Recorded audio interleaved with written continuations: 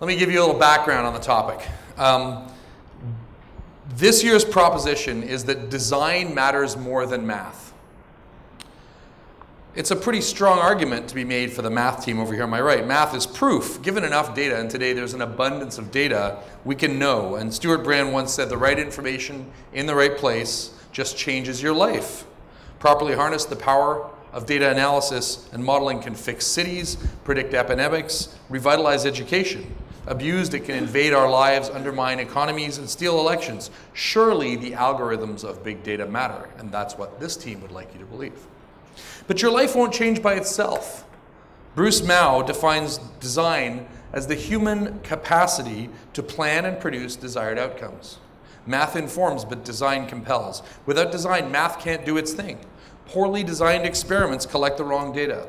And if the data isn't understood and acted upon, it may as well not ever have been crunched in the first place. So this is the question we're putting towards our debating team. The proposition today is that, and I want to get this very, very clear, design matters more than math. So at this point, I need to do an incredibly scientific poll of the room. How many people here, raise your hands and keep them way up, believe design matters more than math? All right. All right, hang on. Keep them up, keep them up. This is going to be tiring. Count them. You can't vote. Hey, design matters more than math. You're counting?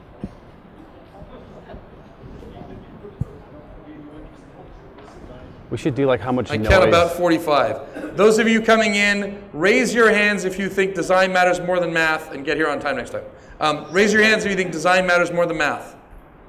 All right, wow, you guys just got a whole horde of ringers in here. Okay, now, I got about 45.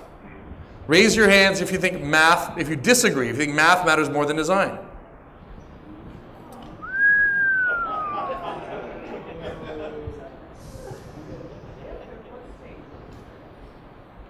Wow, there's a lot more of them over here. They really did move where they wanted to sit, didn't they?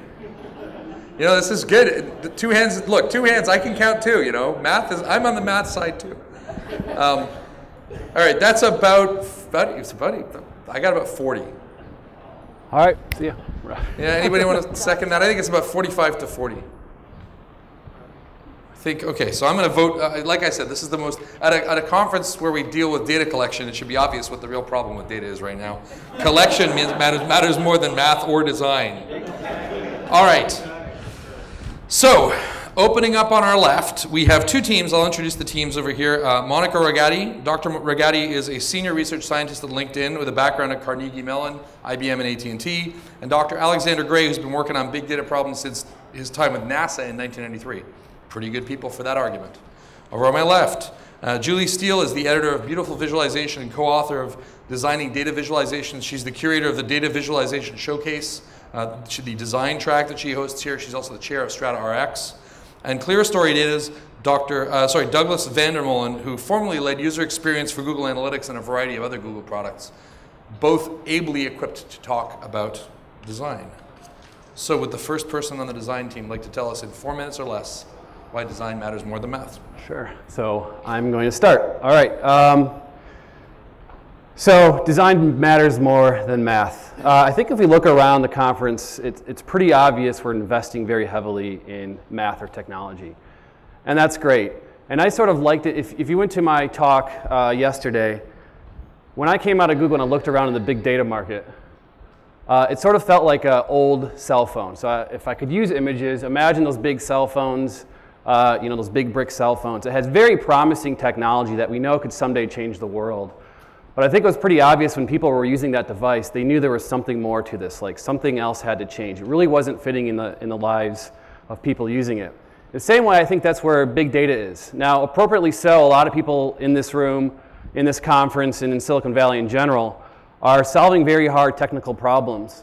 But I think if you look at the cell phone, or another example I use, the home thermostat. So some of us at home might have these very, you know, those digital thermostats where there's all sorts of inputs in there. We have these things in our lives where we can tell technology leads sort of how that thing is produced. And it's not until I think design really takes hold of a product into a market where there could be mass adoption of that product. And I think we all realize that the technology we're inventing now has the potential to change the world radically. So if we look back at the cell phone, or even better, that little home thermostat device, the sad thing isn't necessarily that the interface sucks. It's really that there's technology in that device that could not only save homeowners lots of money, but imagine if everybody in the country across the world were effectively able to use that device, that actually was usable, that they used more than 3% of that functionality. It could literally change how much energy is needed to heat homes, which could have a radical impact on energy consumption.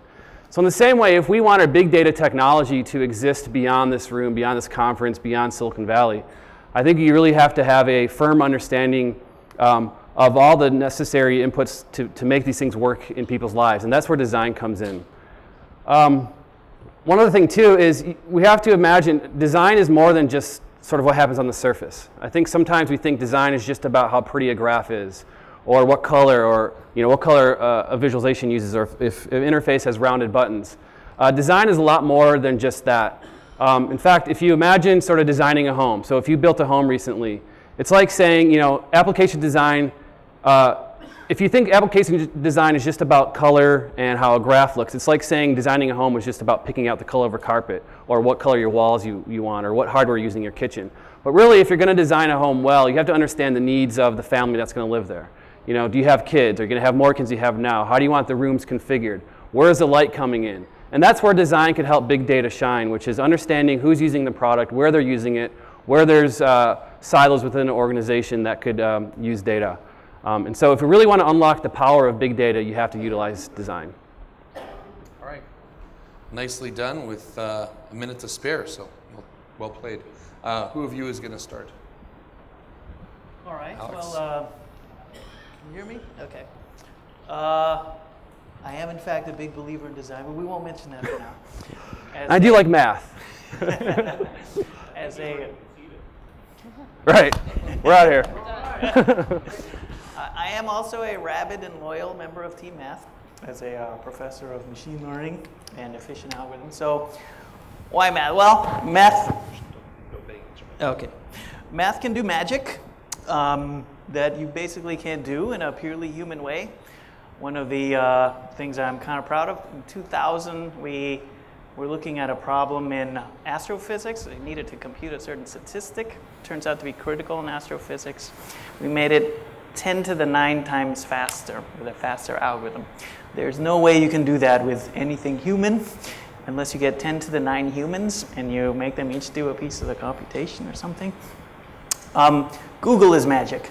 Google happens instantaneously, and you can search for anything. That's PageRank, that's inverted indices. These are part of the math of efficient algorithms. And new kinds of ways of representing data that are explained by math and eigenvalues and so on. There are questions that cannot even be posed without math. You can't even ask the question properly except in a mathematical way. So if you're trying to diagnose cancer with machine learning, for example, from numbers obtained from people's blood samples, well, you're trying to predict something. How do you even talk about how accurately you can predict something? You need the calculus of probability. You need to understand the concept of risk. You need also confidence. How can we be confident? You don't want to tell someone they have cancer when they don't, and vice versa. You need a notion of confidence. That is a very delicate thing that took decades to even pose that question properly. And finally, the eye, in the context of data, the eye, design helps humans do things better, but there are certain things that humans just can't do very reliably. The eye can only see certain things and is easily misled. So you cannot see into more than 2 or 3 dimensions. At least I can't. If it's 12 dimensions or 10,000 dimensions, you need to turn to math to even ask certain questions.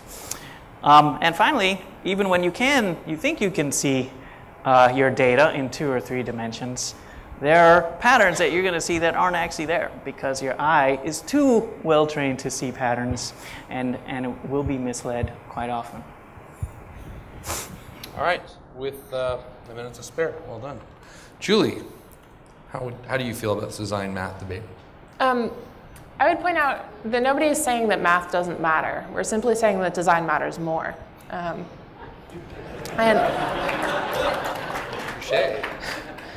So you said that math can do magic that you can't do in a human way, and I would agree with that. But what design does is take that from something inhuman back to something human, and that's critical because it's humans that have to make decisions and have to take action based on the information, because at the end of the day, that's what data is.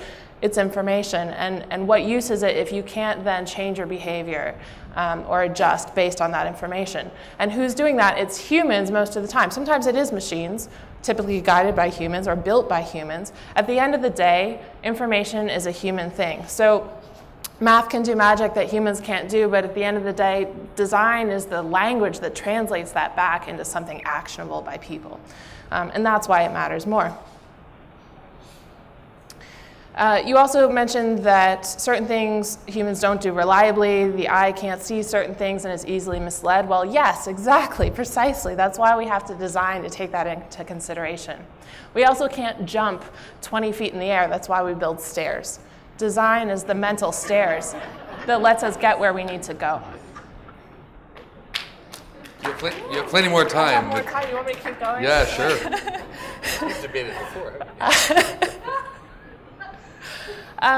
So yeah, questions that can't be posed without math, I'll give that to you. We need certain mathematical concepts. Again, math matters. But if you've read the New York Times lately or any other kind of journalism that they talk about, 30% of risk for this and then 1 in 8 for that. So doing those comparisons and juxtapositions, that's not just math, because 30% of one and 1/8 of the other is math, but it doesn't make any sense because you can't actually compare those apples to oranges in your mind. So choosing how to frame something, that's a design issue. Design matters more. Not that math doesn't matter, just that design matters more. So I would make an analogy here and say that if visualization is the sort of truck or the transportation that you're using, ideas are the payload, right? Information is the thing. And algorithms and math are useful for transforming ideas, but they don't communicate or move them from one brain to the other, right? Ultimately, you're trying to get information from one place to another place. And design is that mode of transportation that makes things human.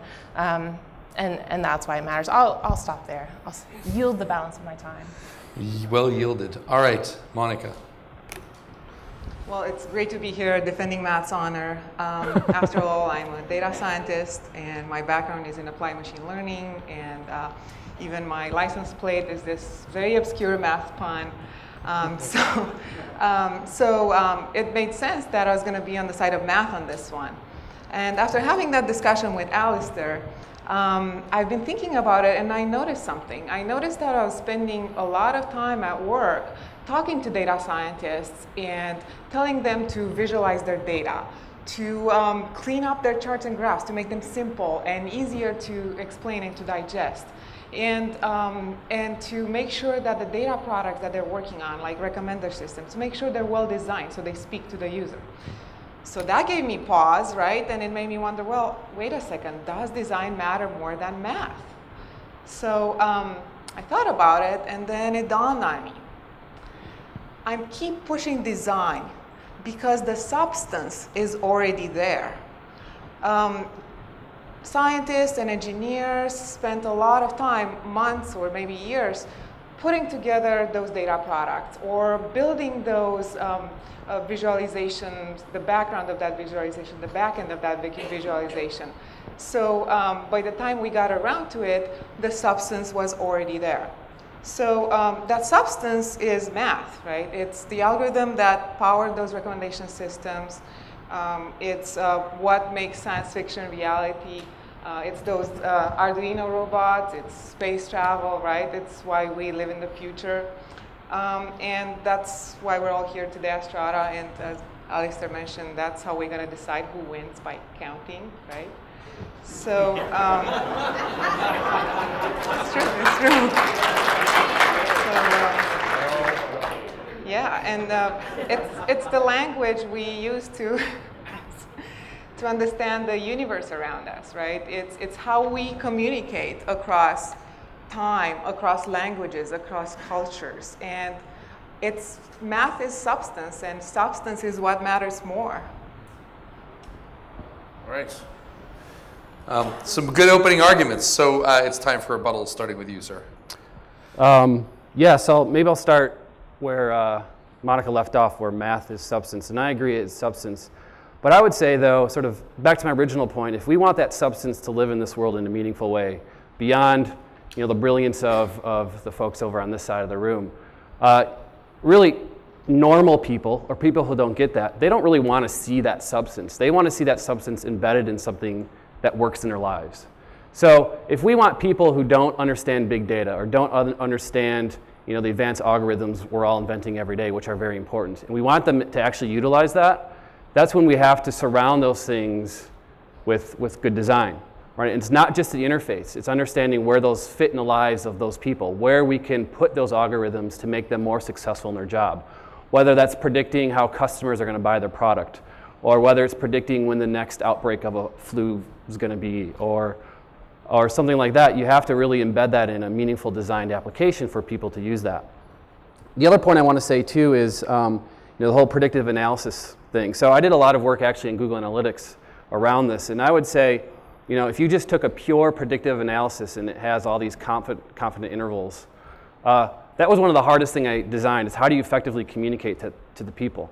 Because I think in the same way bad design could manipulate people, I think math could do that as well. So I had to work really hard to figure out a design which I could effectively communicate to people that the data you're seeing, there is some interval of confidence in here, and you have to communicate that really well to folks. So design really is important on top of math to make the math, the substance we're making, meaningful and relevant to people's lives.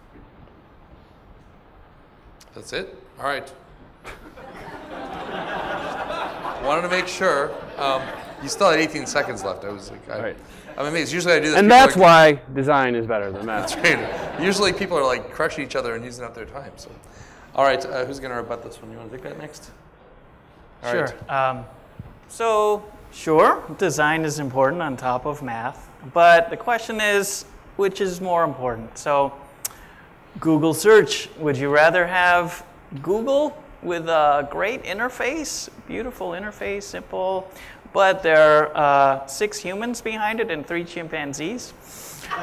Or would you like powerful PageRank, thousands of computers, math, machine learning, predicting based on your keywords what should be shown to you and so on, and the interface is kind of crappy? That's also a good rebuttal. All right. That was it? You're done? You yield the floor? I read my case. All right, Julie. Yeah, let me add it.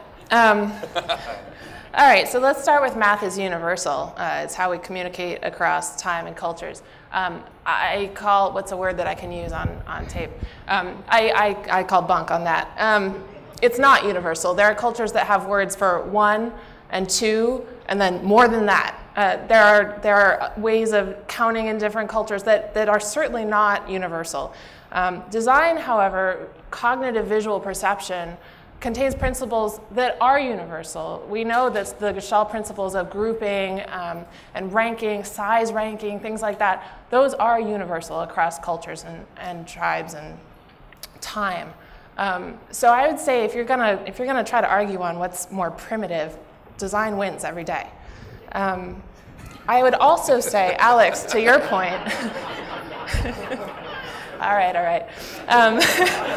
Alex, to your point about Google search, Google with a great interface or a strong search engine with a crappy interface, I don't know if you've seen those Bing television commercials lately where they do a blind test and people say, which set of search results do you like better? And most of them choose Bing because it's a Bing commercial. But why are more people still using Google? Because the interface makes it worthwhile. That design matters. And people are willing to sacrifice a certain amount of math or accuracy when the interface makes them more comfortable and is more usable.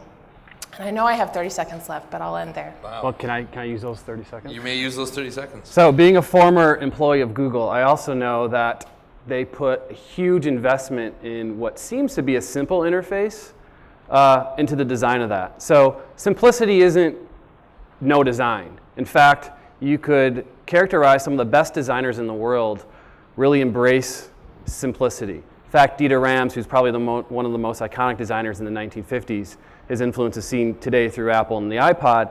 He said you're not done with your design until all the elements that are unnecessary are taken out of that. So simplicity is definitely something that design is. And that's why design is more important. My well-designed phone tells me it's time for another rebuttal. Monica. Yeah, I'm a big believer in design and especially data visualization, and I'm glad that we're seeing the attention it deserves and that this conversation is even possible, which wouldn't have made sense 10 years ago. There's a premise, though, that I don't agree with, which is that design has a monopoly over beautiful, effective communication. Because if you think about it, that's exactly what math is, beautiful, effective communication. And we have elegance, we have simplicity, we have creativity in math, right? Those are concepts you associate with math. And I have a quote from Einstein. He said that math is the poetry of logical ideas, right? So, and to bring up the story about Nest, I actually wanted to get the Nest thermostat. You know, it's very well designed. I love it. I wanted to get it. I looked at the reviews, and it said that, well, you know, the algorithms aren't very good. So I thought about it, and I said, well, you know what? I love beautiful design, but I'm not going to freeze over it, right? It's not worth freezing over it. So, but you know, they're going to get it right. They know what matters more, right? They know, they have smart people. It's called the learning thermostat. They know that's important, so they're going to get it right, and then I'm going to buy it. So that goes to, you know, wide adoption of a product. Yes, you need the math to work. So math is not about A/B testing 50 shades of blue, right? It's about making sure that the website actually works and that you don't just ship the designs, right? I mean, there's a reason we don't ship mocks, right? It's about substance. It's about content. So, great opening remarks, great rebuttals. Some designer somewhere is going to go write a book called 50 Shades of Blue right now. All right, we have a few questions. Some of you have sent me some. I have a couple here. First of all, so I'm going to call out Frank Hangler, who says, this debate needs better definitions. That's the point of debates. But he says, we should have called this algorithms versus prettiness. I think I know which side he's going to vote for. So given that's the case, how would your arguments change, design team, if the title of this was algorithms versus prettiness? So I think that unfairly pigeonholes design. It's sort of, so I don't think that's accurate to do. Here's the thing. I edited a book called Beautiful Visualization, and one of the things that I put a lot of thought into when this book was coming together was, what do we mean by beautiful? And I'm going to go ahead and take the liberty of substituting beautiful for prettiness, which I'm not sure is even a word. Beautiful, as we defined it for the purposes of that book, is an elegant solution to some kind of problem, right? That's beauty, is sort of an elegant and simple solution, and that's what design really is. So I think the attempt to brand design as simply prettiness was a pretty transparent attempt to reduce it to aesthetics. And I think that's unfair and incomplete. Inaccurate. Inaccurate. Okay, how about you guys? If it was algorithms versus prettiness, how would you fight? Other than Same way. Better. The same way.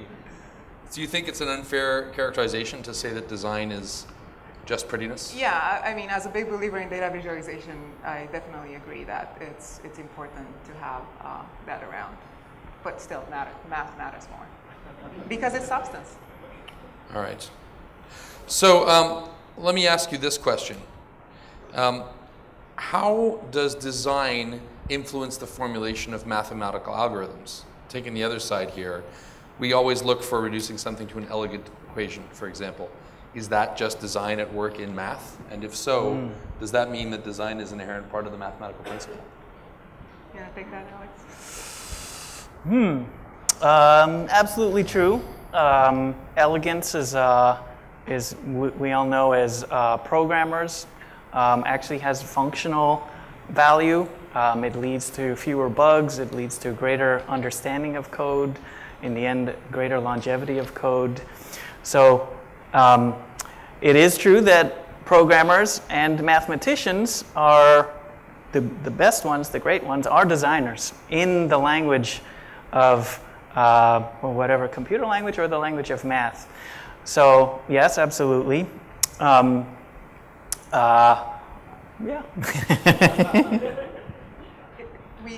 We like to simplify the formulas because we want a better model, a better mathematical model that explains the world around us. And that's why we like to simplify it to a small, beautiful formula, because it's more powerful.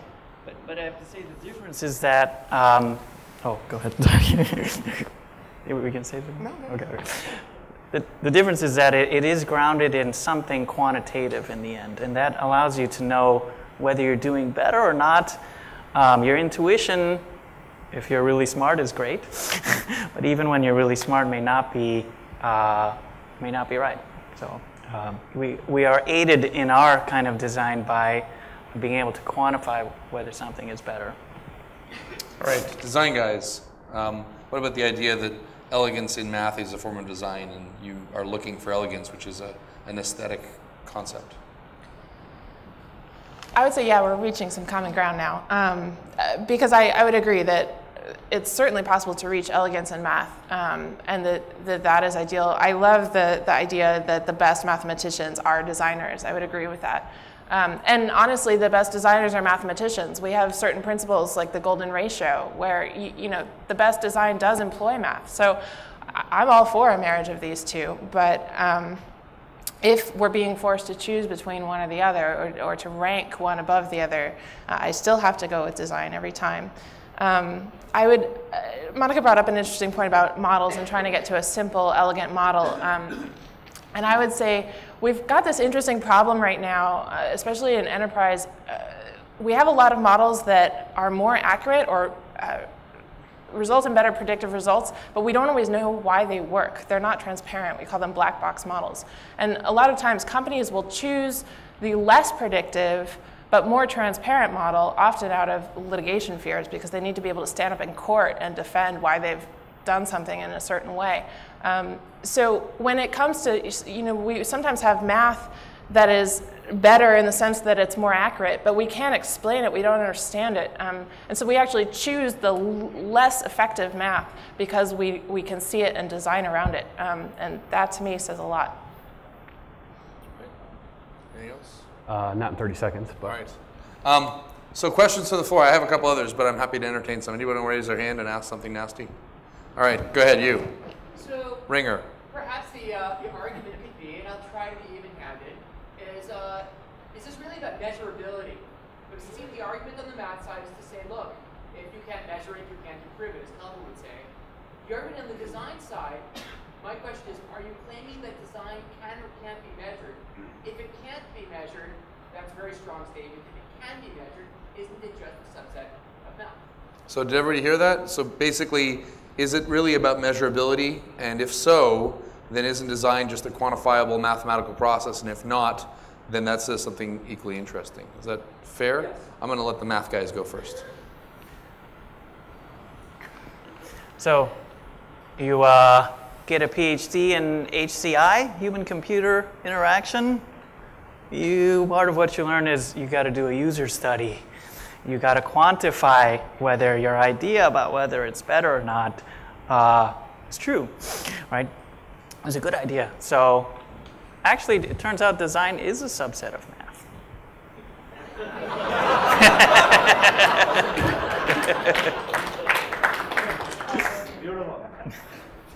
Elegant, one might say. Yeah, I agree. It is about measurability, and sometimes you can measure design. I mean, you can look at what happens when you have design without math, right? You get iOS maps, right? Oh, nuclear. Yeah, I mean, you have these beautiful 3D views, except the Statue of Liberty is flat, and the Brooklyn Bridge looks like this, right? it's beautiful and it scales and zooms with ease. I think that's what they have on their marketing blurb. Except it doesn't quite work, right? Not yet, right? I mean, it will eventually once they get the math right. So yeah, so I agree. You can measure it. All right, that was. Go ahead, try it. I want to see this one. So, anybody use Hadoop? All right? Hadoop won't work until you get the design right. And I think there's companies emerging all the time that are trying to address that problem. There's all sorts of technologies I think we're developing here that, in the same way that a pretty map needs design, or a pretty map needs math to work, or the right technology. The right technology needs design to work just as much as the other way around. The other thing too, yeah. Well, okay, so we were talking about algorithms versus prettiness a few minutes ago, and I staunchly defended design as being more than just aesthetics. And I stand by that. Design is more than just aesthetics, but it encompasses aesthetics. And please try to quantify for me the Mona Lisa and tell me how you do. Like, try to quantify some of these things that are just so moving, that are so visceral. Design encompasses those things, and you can't quantify them. So no, design is not a subset of math. All right. So I'm going to ask one quick question, and then I'll get to yours, sir. But I feel I want to even things out after the plant in the audience over there. Let's talk about local maxima. So you guys understand the concept of a local maxima, that I can take something and I can optimize it until it's local maxima. But it generally takes a leap of intuition or a change to move from a local to a global maxima. Put another way, humans are really good at inspiration and machines are really good at optimization. And I would ask you, is it more important to optimize to a local maxima or to have an inspiration that takes you to a new global maxima where more things are possible? You guys first. Can you repeat the question? So, does everybody here know what a local maxima is? Imagine you're on a hill and the water runs down the hill to a lake on the side of the hill. That's the lowest place the water could run to.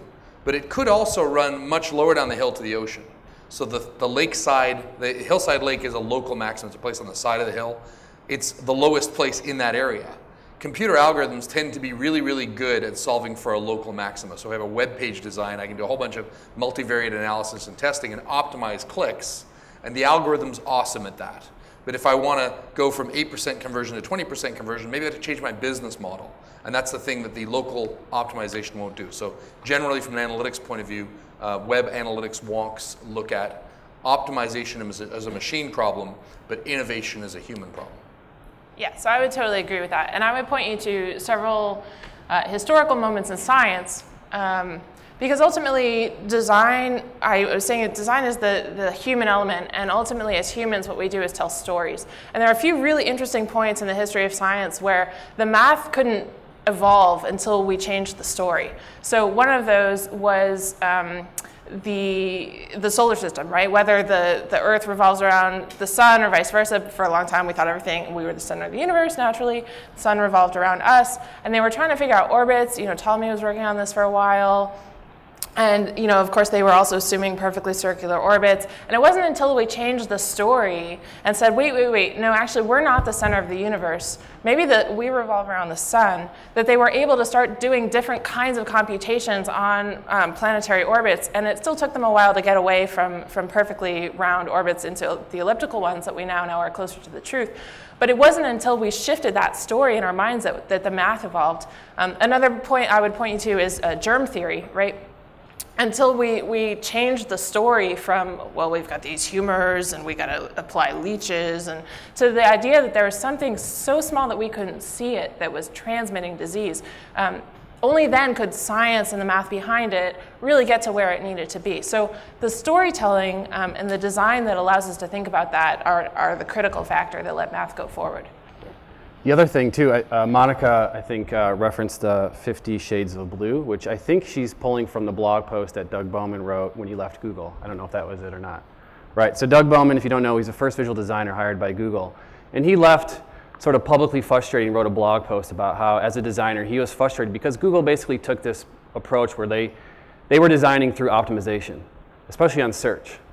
And so Doug left to write this blog post, and it did have a culture change within Google. And over time, Google recognized that there is so much you can do with optimization that's valuable to do, but you also need to bring in this sort of human element where you do take a leap from intuition.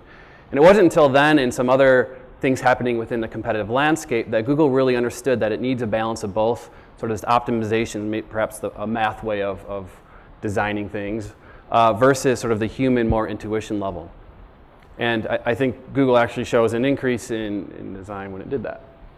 All right, 2 minutes. Local maxima. So the quantum leaps are not necessarily, design doesn't have monopoly over quantum leaps. You can think of theorems or mathematical formulations that people realized were true before the physical world caught up with them, and we realized that, yeah, that's actually true. He predicted this 100 years ago, right? I mean, look at things like string theory, or a lot of deeper physical things like germs in that same vein. So design doesn't have this monopoly over quantum leaps.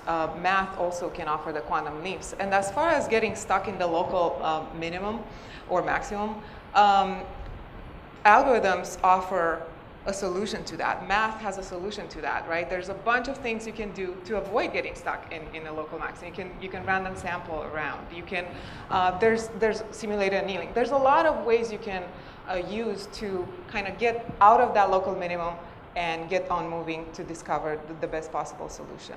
But as I mentioned, it's not about A/B testing, it's about the content behind it. It's about making sure whatever you're testing actually works.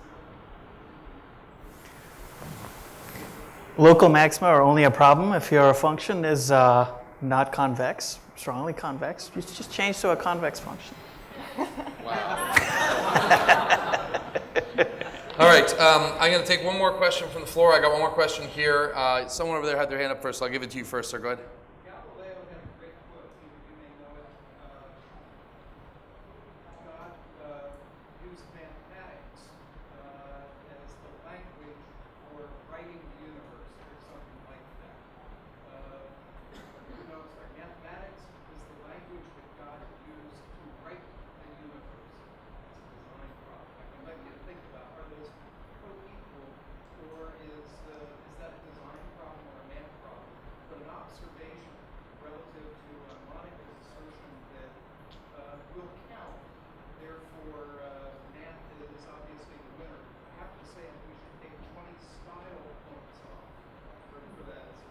I'm not sure if there's a question in there, but I'll give you guys 30 seconds each to talk about whether the universe was designed or coded. I don't know.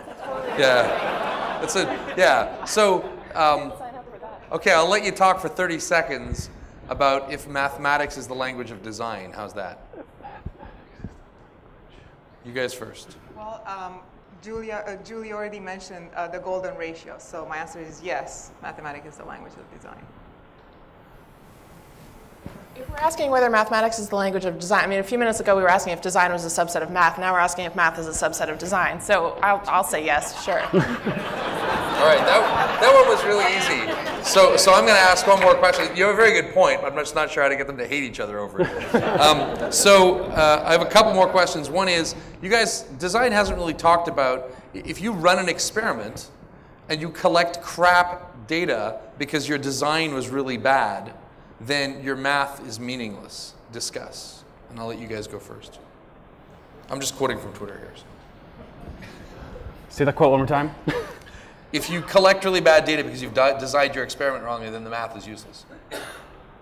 Experimental design matters as much as you guys are emphasizing the display of something with design. So right. What about the design of the data in the experiment? Sure, so you open with a quote that about information, sorry, where is it? That it's about getting the right piece of information to the right place, and I would add at the right time.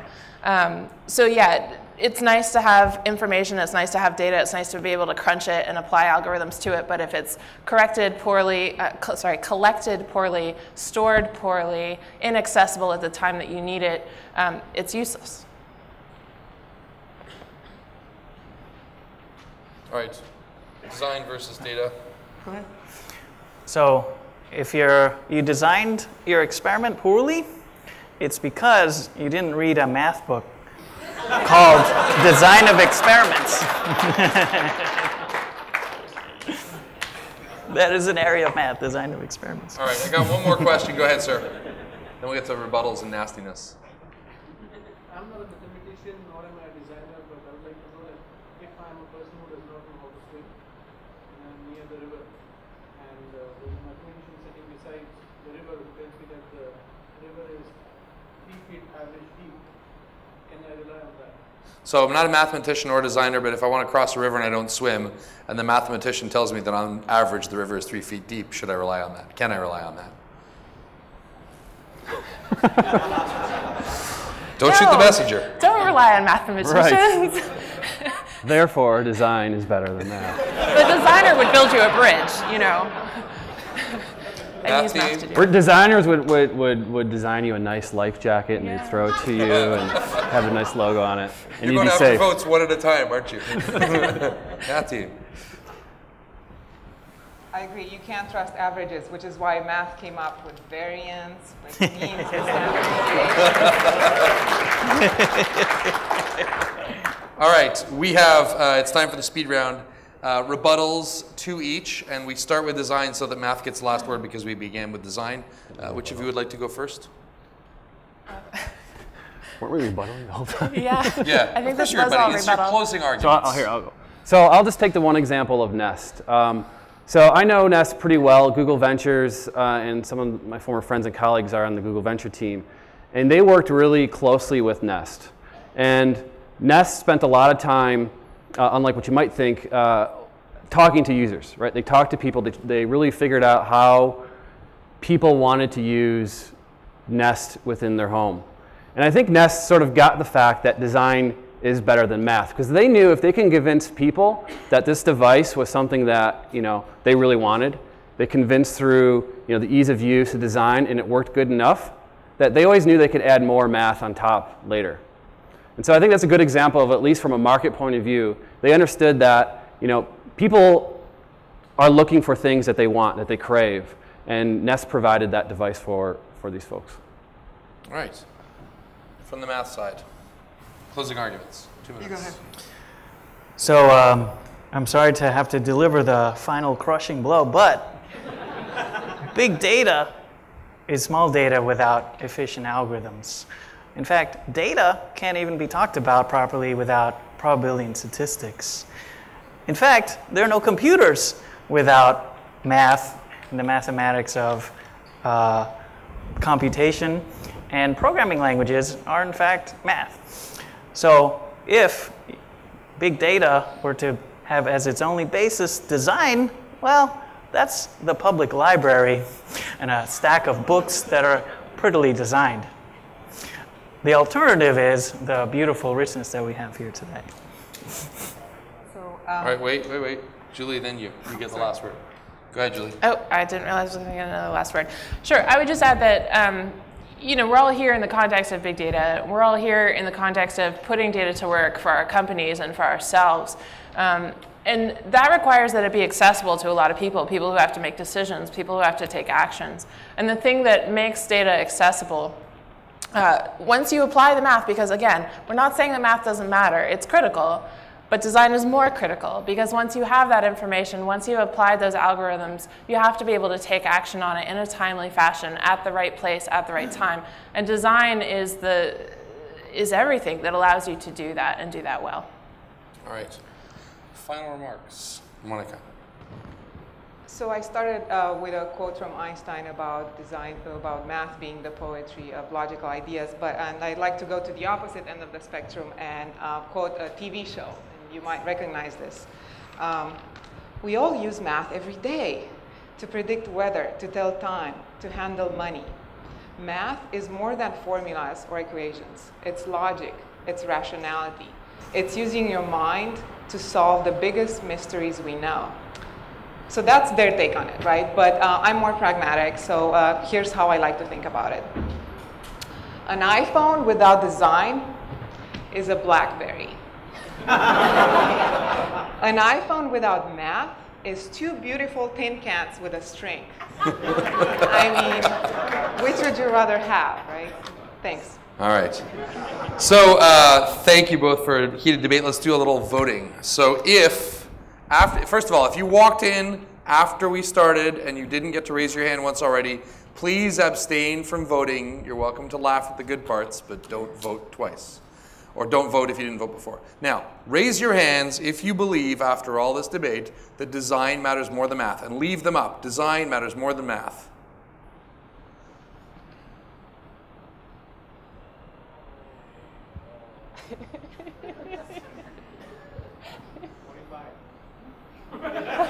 I think it's actually a little up.